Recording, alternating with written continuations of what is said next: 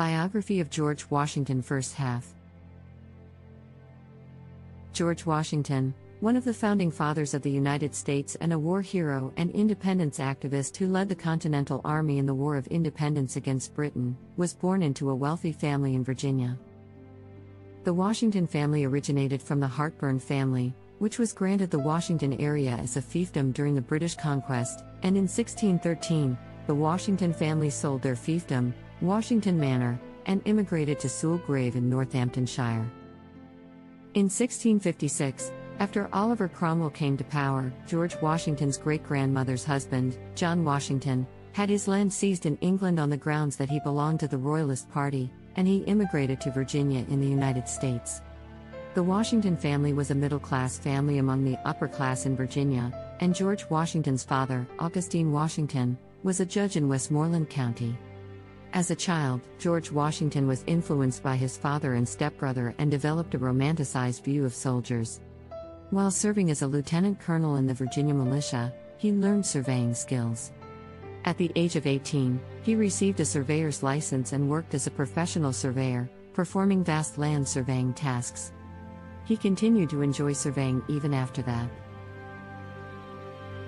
In 1753, George Washington, who was sent as an Ohio Company agent, received a commission as a British Army colonel in Virginia in case of conflict with France.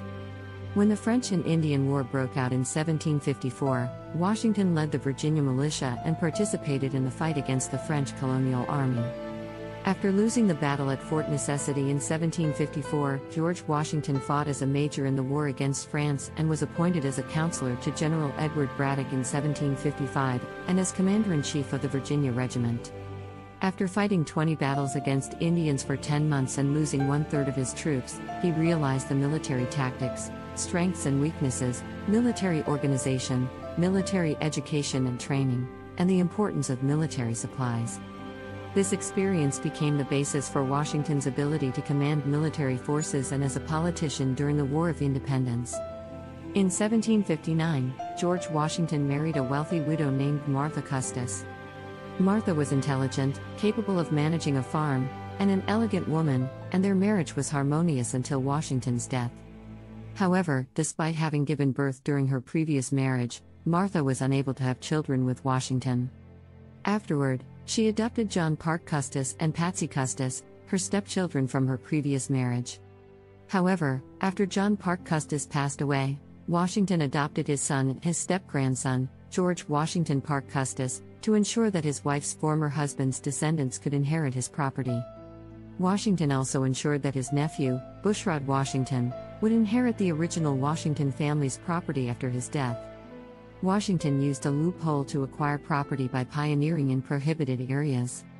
While the British tried to restrict American land expansion to prevent conflict with Native Americans, Washington accumulated wealth by pioneering west of the Appalachian Mountains.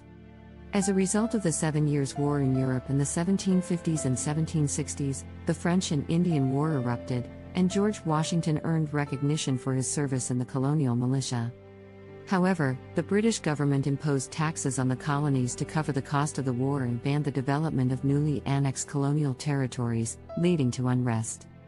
In the ensuing American Revolutionary War in 1775, the Continental Congress appointed Washington, who had gained fame during the war, as the commander-in-chief of the Continental Army. At first, Washington suffered repeated defeats in battles with the British Army, and most of the Continental Army consisted of inexperienced recruits with no experience in civil war.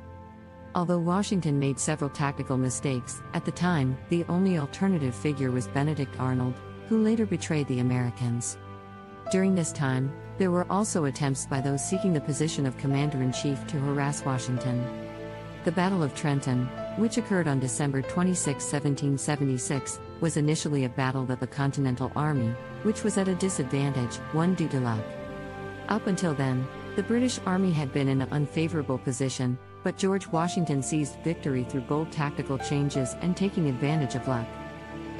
Washington's crossing of the frozen Delaware River during this battle is one of the representative events symbolizing the American Revolution and is displayed in Emanuel Lewis's artwork. The Continental Army, led by Washington, often had luck on their side and achieved heroic feats. With support from France, the Netherlands, and others after 1777, the Continental Army made progress and dragged the British Army into a war of attrition, eventually leading to their surrender at the Battle of Yorktown and allowing the colonies to become independent. Thanks for watching.